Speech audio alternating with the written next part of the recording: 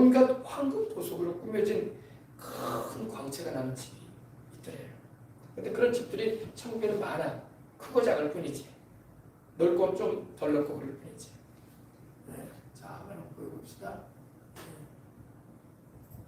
이름 지어진 집. 네. 근데 이 집은 하나의 큰 성처럼, 그냥 일개 그냥 주택 정도가 아니라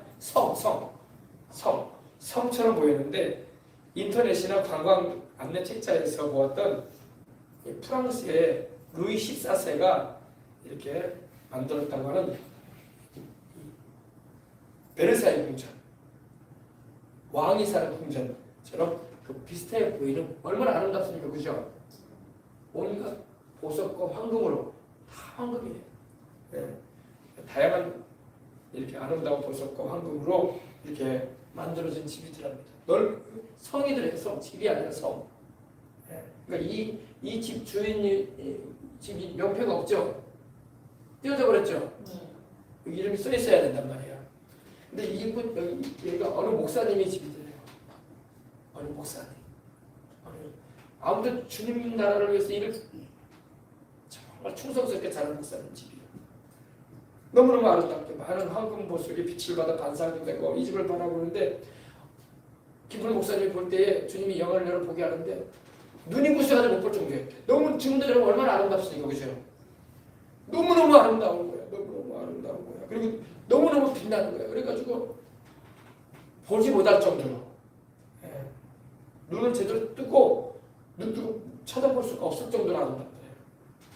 그래서 이 아름다운 집을 보면서 이런 느낌이 들더래요. 이 집에서 반사되는 저 광채조차도, 이게 빛이 반사가 되잖아요, 그죠? 반사되는 저 광채조차도 빛 대신, 빛의 근원이 하나님이잖아요. 그 빛을 만드시고 빛나게 하신 분이 하나님이신데, 그 빛 대신 하나님을 찬양하는 것 같이 보이더라고요. 그러니까 모든 만물은 다 하나님을 찬양하기 위해 존재하는 거예요. 그리고 보좌에 계신, 가장 높은 보좌에 계신 우리 하나님께 영광을 올리는 듯한 그런 이런 모습을 보이더랍니다. 이 빛나는 모습들이. 우리도 여러분 인생 살아가는 가운데 무언가 빛나는 일을 했을 때는 그 빛나게 하신 일을 하게 하신 하나님께 영광을 돌려야 돼. 나라와 권세와 영광이 아버지께 영원히 있기 때문에. 할렐루야. 그래서 이 집을 보면서 여러분 어떤 생각을 해요?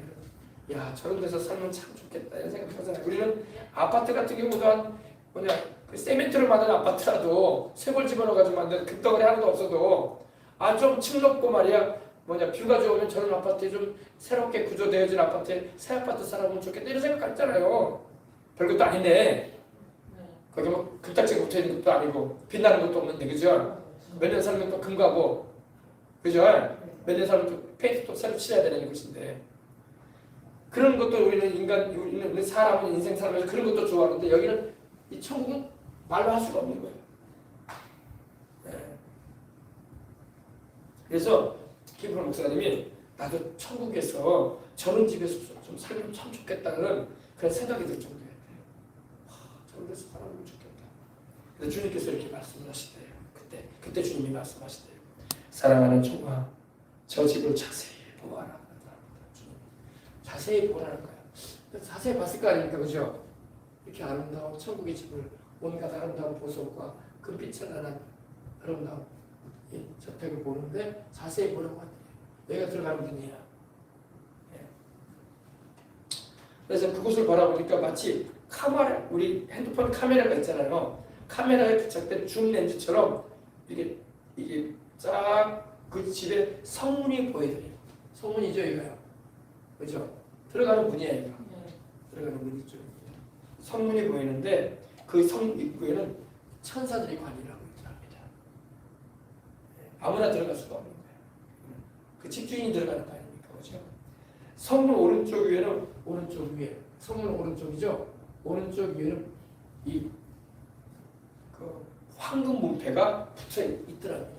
황금 문패가 이렇게 붙여가 있는데 그 이름을 알 수가 없었대요, 자기가요. 근데 문패에 아무개라고 하는 누군가의 이름이 적혔다가 지워져 있더래. 적혀져 있었어, 원래는. 근데 지워져 있다는 거예요. 그래서 이것을 바라보는 순간 너무나 겁이 나버렸대, 자기 집도 아니지만 왜 이런 일이 벌어지지? 너무나 겁이 나고 마음에 두려움이 막 그래도 꼼짝할 수가 없더래. 왜 이름이 없는 거야? 분명히 아무개라고 이름이 적혀져 있었거든요. 근데 이름이 탁 지워져 있어요. 제가 이러고 있는데 주님께서 이 말씀을 하시는 거예요. 이 집 주인은 목사였느니라. 뭐라고요? 주의 복음을 전해. 그러니까 주의 일을 하니까 주의 일을 하되 크게 한 거예요. 충성스럽게 하고 복음 전하고 하나님께 영광 돌리는 일을 많이 한 거야. 이 집 주인은 목사였는데 예수님의 제자 가룟유다와 같이 예수님을 버리고 이제 끝까지 주님을 믿고 따라야지 천국에도 가는 거지. 중도에 포기해버리면 천국에 못 가잖아요. 서울까지 내가 KTX를 탔으면 중도에 내려버리면 안 되는 거야. 용산역까지 도착을 해야지. 그죠? 왜 수원에서 내려버리냐고.